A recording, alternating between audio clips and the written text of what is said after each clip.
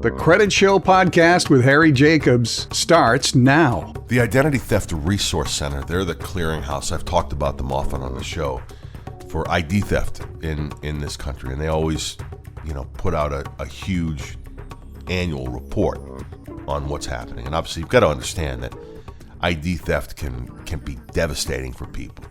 It's an emotional issue. It's a violation. It can cause financial ruin if you're not smart about handling it and fixing it.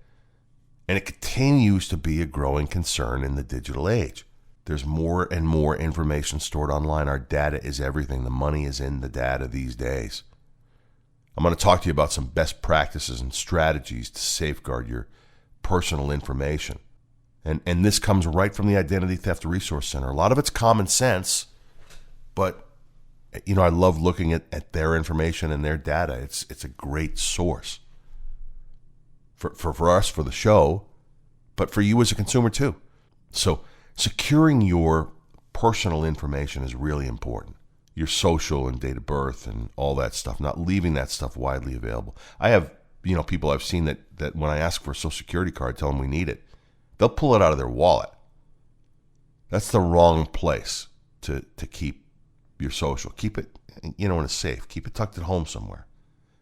Make sure you shred sensitive documents. Bills, bank statements, credit card statements. Strong passwords are important.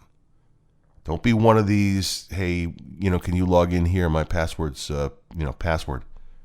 Or worse, password 123. Right? We all have those people in our life. Don't share personal information over the phone. And consider this too, monitoring your financial accounts. If you can get into any other account online, assume that some crafty thief can do the same thing. I tell people, look at your online accounts every single day.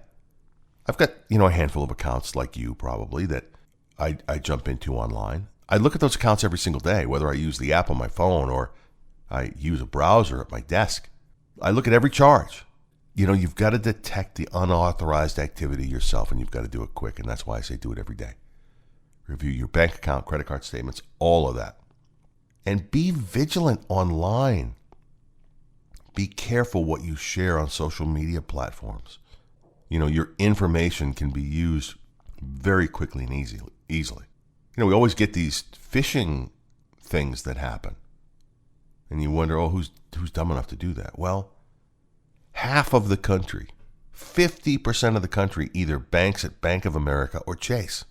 So when these phishing scams are out there and they say, well, we're going to go to, send out this Chase email, let's see who responds with their Chase account information and logs in. They're going after 25% of the country.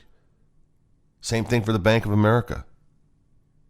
Wells, I think, is around there too, around 23%. 75% of the country, Wells, Chase, or Bank of America. So those phishing scams, they're there because they work. You can put a freeze on your credit. You can turn that on or off at the bureau level. You could also put a fraud alert on your credit. But if you've got a problem with identity theft, get the FTC identity theft affidavit. You can call us. We'll get it to you. And get a police report filled out and get it dealt with. Don't let it hang out there. Everything's got to go to the credit bureaus. We can get it fixed. We can help you if you need it.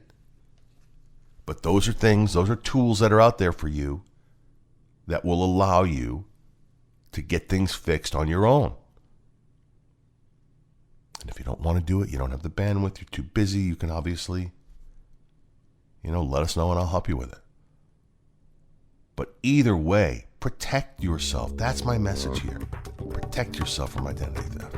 You've been listening to the Credit Show podcast with Harry Jacobs. If you need assistance with your credit, text CREDIT to 702-778-2000.